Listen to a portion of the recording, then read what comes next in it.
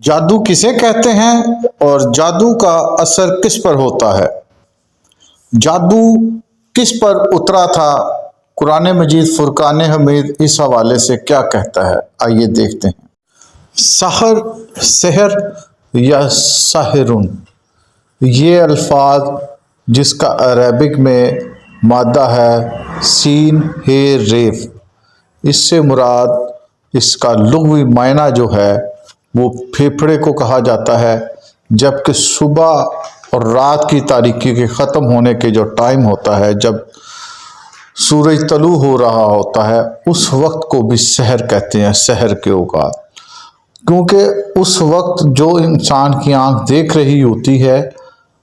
وہ نہیں ہوتا، یکدم رات اور دن کے اندر تبدیلی کو سحر کہتے ہیں،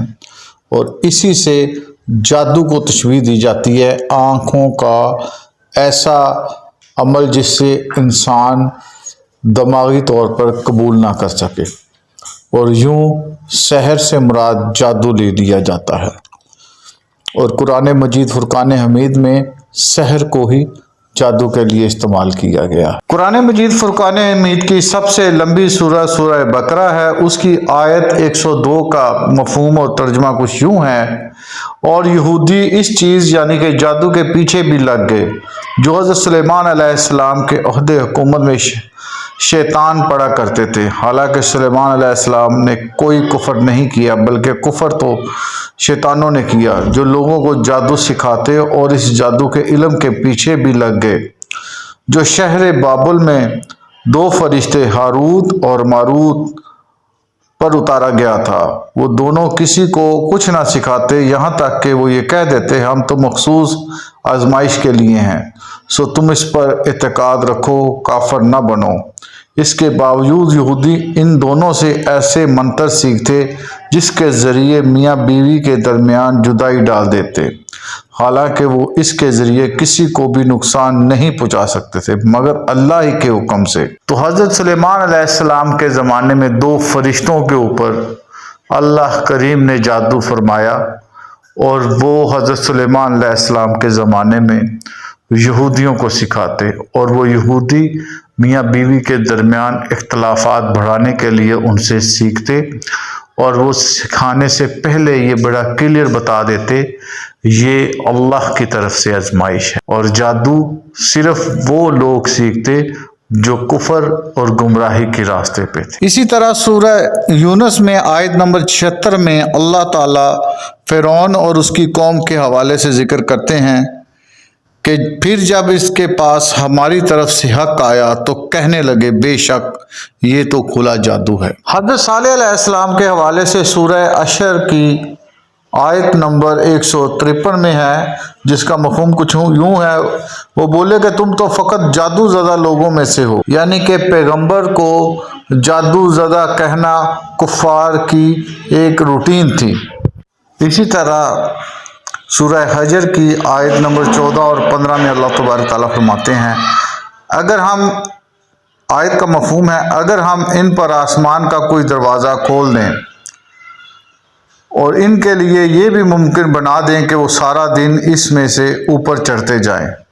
تب بھی یہ لوگ یقیناً یہی کہیں گے کہ ہماری آنکھیں کسی فریب کا بہانہ بنی ہیں، بلکہ ہم لوگوں پر جادو کر دیا گیا۔ اسی طرح سورہ عشر کی آیت نمبر 185 میں اللہ تبارک تعالیٰ فرماتے ہیں حضرت شعیب علیہ السلام کے حوالے سے کہ تم تو جادو زدہ لوگوں میں سے ہو۔ آیت کا مفہوم ہے یہ۔ سورہ انبیاء کی آیت نمبر 3 میں اللہ تبارک تعالیٰ کفار کے حوالے سے فرماتے ہیں، مفہوم کچھ یوں ہے کہ ان کے دل غافل ہو چکے ہیں اور ظالم لوگ آپ کے خلاف آہستہ آہستہ سرگوشیاں کرتے ہیں، اور یہ مخصوص تمہارے ہی جیسے ایک بشر ہے، کیا پھر بھی تم اس کے جادو کے پاس جاتے ہو حالانکہ تم دیکھ رہے ہو۔ سورہ نمل کی آیت نمبر 13 کا مفہوم ہے، جس میں اللہ تبارک تعالیٰ حضرت موسیٰ علیہ السلام کے حوالے سے فرماتے ہیں، مفہوم کچھ یوں ہے: پھر جب ان کے پاس ہماری نشانیاں واضح اور روشن ہو کر پہنچ گئی تو وہ کہنے لگے یہ تو کھلا جادو ہے۔ اور اسی طرح سورہ قصص کی آیت نمبر 36 کا مفہوم ہے، پھر جب موسیٰ علیہ السلام ان کے پاس ہماری واضح اور روشن نشانیاں لے کر آئے تو وہ لوگ کہنے لگے یہ تو من گھڑت جادو کے سوا کچھ نہیں، اور ہم یہ باتیں اپنے پہلے آباء و اجداد میں کبھی نہیں سنی تھی۔ قرآن مجید فرقان حمید میں جادو اور نبی کریم صلی اللہ علیہ وآلہ وسلم کے حوالے سے سورہ مدثر کے اندر آیت نمبر 24 میں ہے کہ کفار کہتے ہیں کہ قرآن جادو کے سوا کچھ نہیں ہے اور یہ اگلے جادوگروں سے نقل کیا ہوا ہے۔ اسی طرح سورہ انبیاء کے اندر آیت نمبر 5 میں ہے، اللہ تبارک تعالیٰ فرماتے ہیں، مفہوم کچھ یوں ہے، بلکہ ظالموں نے یہاں تک کہہ دیا کہ قرآن پریشان خوابوں میں دیکھی ہوئی باتیں ہیں، بلکہ رسول اللہ علیہ وآلہ وسلم اسے خود ہی گھڑ لیا کرتے ہیں، بلکہ یہ آپ صلی اللہ علیہ وسلم کو شاعر کہتے۔ اگر یہ سچے ہیں تو ہمارے پاس کوئی نشانی لے آئیں جیسا کہ آپ سے پہلے پیغمبر لے کر آیا کرتے تھے۔ اب تمام باتوں کا خلاصہ جو سورہ فرقان کی آیت نمبر 1 کے اندر ہے کہ اللہ تبارک تعالیٰ فرماتے ہیں، بڑی برکت والا ہے جس نے حق و باطل میں فرق اور فیصلہ کرنے والا قرآن پیدا کیا اور اپنے محبوب اور مقرب بندے پر نازل فرمایا تاکہ تمام جہانوں کے لیے در سنانے والا ہو جائے۔ یہ نبی کریم صلی اللہ علیہ وآلہ وسلم کے حوالے سے اللہ تبارک تعالیٰ آپ کی شان اقدس کے اندر فرما رہے ہیں، اور اسی طرح اسی سورہ کی آیت نمبر 8 اللہ اپنے محبوب کے حق میں فیصلہ دیتے ہوئے فرماتے ہیں کہ یہاں اس کی طرف کوئی خزانہ اتار دیا جاتا یا کم از کم اس کا کوئی باغ ہوتا جس کی آمدنی سے وہ کھایا کرتا۔ ظالم لوگ مسلمانوں سے کہتے ہیں تم تو مخصوص ایک سحر زدہ شخص کی پیروی کر رہے ہو۔ تو قرآن مجید فرقان حمید نے فیصلہ دے دیا کہ کفار نبی کریم صلی اللہ علیہ وآلہ وسلم کو جادو زدہ یا سحر زدہ فرماتے، جو کہ اللہ نے فرما دیا کہ ایسا نہیں ہے۔ ناظرین، میں نے اپنی ناقص رائے آپ کے سامنے رکھی ہے۔ جادو برحق کہنا کسی حد تک تو ٹھیک ہے، کیونکہ اللہ کریم نے خود قرآن مجید فرقان حمید میں یہ فرما دیا کہ یہ میں نے 2 فرشتوں پر اتارا،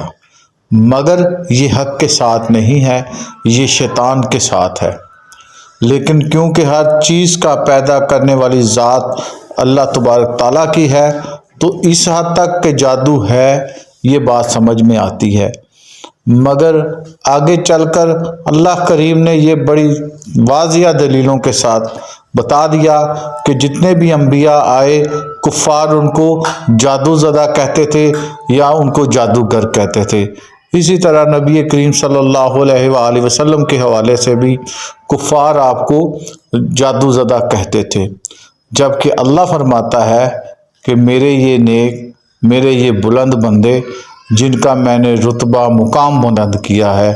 یہ ہر قسم کے عیب، ہر قسم کی برائی سے پاک ہیں۔ جادو صرف اس شخص یا اس